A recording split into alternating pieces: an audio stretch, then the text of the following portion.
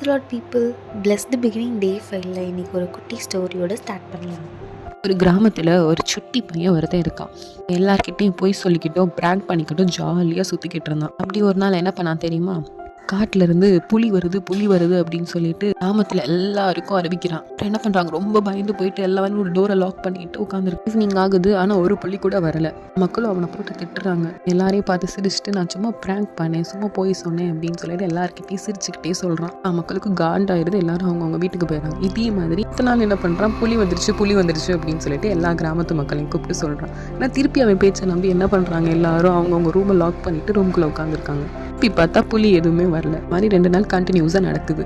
திருப்பி 3வது நாள் என்ன பண்ணுறான், திருப்பி புலி வருதுன்னு சொல்லிட்டு கிராமத்தில் ஃபுல்லாக எல்லாருக்கும் ஒரு பயத்தோடு அறிவிக்கிறான். என்னாச்சு தெரியுமா? யாருமே அவன் பேச்சை நம்பலை. ஏன்னா அவன் தொடர்ந்து பொய் சொல்றதுனால யாருக்குமே அவன் மேலே நம்பிக்கை இல்லை. அவன் சும்மா ப்ராங்க் பண்ணுறான், சும்மா நம்மளை கோமாளி ஆக்குறான் அப்படின்னு சொல்லிட்டு எல்லாரும் அவங்க வேலையை பார்க்க ஆரம்பிக்கிறாங்க.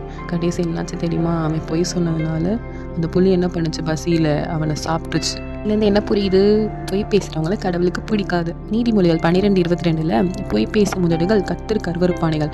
யாருக்கு? இதே மாதிரி தான் பேதுருக்கிட்ட அனனியா அப்படிங்கிறவர் பொய் சொல்கிறாரு. சொன்ன விளைவில் கடைசி என்னாச்சு தெரியுமா? அவரோட ஜீவனே இழந்தார். ஃப்ரெண்ட்ஸ், ஒரு சின்ன விஷயம்னாலும் பொய் சொல்லாதீங்க. ஸோ ஃப்ரெண்ட்ஸ், இந்த ஒரு நல்ல தாட்டோடு இந்த டே நம்ம ஸ்டார்ட் பண்ணலாம். தேங்க்யூ.